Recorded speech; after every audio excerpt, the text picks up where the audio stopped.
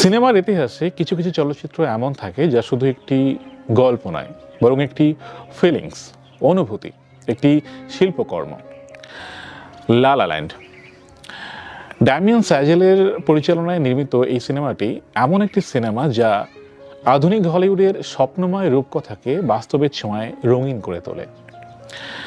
এটি শুধু একটি প্রেমের গল্প নয়, বরং এটি শিল্পী এবং বাস্তব জীবনের লড়াইয়ের একটা মহাকাব্য। লা লা ল্যান্ড এমন একটি পৃথিবীর দরজা খুলে দেয় যেখানে সুর, রং, আবেগ এবং বাস্তবতা একসঙ্গে মিলেমিশে একাকার হয়ে যায়।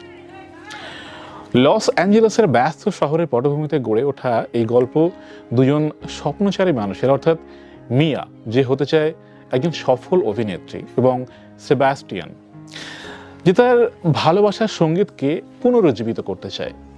লা লা ল্যান্ডের গল্প শুরু হয় লস অ্যাঞ্জেলেস শহরে, যেখানে দুই তরুণী, সেবাস্টিয়ান অর্থাৎ রায়ান গসলিং এবং মিয়া অর্থাৎ এমা স্টোন, এরা স্বপ্ন পূরণের জন্য স্ট্রাগল করে। মিয়া একজন উচ্চাকাঙ্ক্ষী অভিনেত্রী যিনি বড় পর্দায় নিজের নাম প্রতিষ্ঠা করতে চান, কিন্তু বারবার ব্যর্থ অডিশনের পরে তার আত্মবিশ্বাস কমতে থাকে।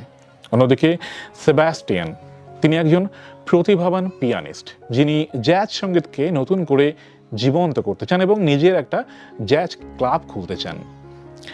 তাদের প্রথম দেখা হয় এক ব্যস্ত হাইওয়েতে, সেখানে তারা একে অপরকে খুব একটা গুরুত্ব দেয় না। পরবর্তীতে বিভিন্ন পরিস্থিতির মাধ্যমে তাদের দেখা হয় এবং তারা একে অপরের প্রতি আকৃষ্ট হয়। প্রেমের সম্পর্ক গড়ে ওঠার পাশাপাশি তারা একে অপরের স্বপ্নকে বাস্তবায়নে সাহায্য করতে শুরু করে। মিয়া তার পথে ধীরে ধীরে এগিয়ে যায়, সেবাস্টিয়ানও তার ক্লাবের স্বপ্ন পূরণের দিকে আস্তে আস্তে ধাবিত হয়। তবে বাস্তব জীবনের বাধাগুলি তাদের সম্পর্ককে জটিল করে তোলে। তাদের ভালোবাসা আর স্বপ্নের মধ্যে সংঘাত দেখা দেয় ধীরে ধীরে। সেবাস্টিয়ানের পেশাদার জীবনের সাফল্য মিয়ার সঙ্গে তার সম্পর্কে দূরত্ব তৈরি করে। শেষে তারা নিজেদের স্বপ্ন পূরণ করে, কিন্তু তাদের রিলেশনটা আর টেকে না। সিনেমাটির এন্ডিংয়ে একটি বিকল্প বাস্তবতা চিত্র দেখানো হয় তারা একসঙ্গে থাকলে কেমন হতো। এই ধরনের সমাপ্তি আমাদের মতো যারা অডিয়েন্স, তাদের আবেগের একটা গভীর পর্যায়ে নিয়ে চলে যায় এবং প্রশ্ন ওঠে যে স্বপ্ন পূরণে কি সবসময় ব্যক্তিগত স্যাক্রিফাইস খুব জরুরি?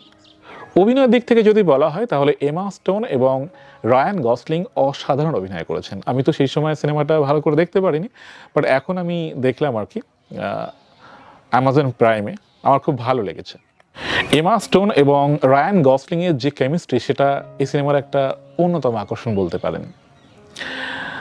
মিউজিক সম্পর্কে যদি জানতে চান তাহলে আমি বলবো সিনেমাটির প্রতিটি মিউজিক এবং কথা গল্পকে আরও বেশি প্রাণবন্ত করে তুলেছে। জাস্টিন হারউইটসের সঙ্গীত পরিচালনা এই সিনেমাটিকে একটি নতুন মাত্রা যোগ করেছে। ড্যানিয়েল স্যাজেলের পরিচালনা চলচ্চিত্রটিকে একটি ভিজুয়াল মাস্টারপিসে পরিণত করেছে। আপনি না দেখলে বুঝতে পারবেন না। রঙিন সেট ডিজাইন এবং দীর্ঘ শট ব্যবহার করেছেন তিনি।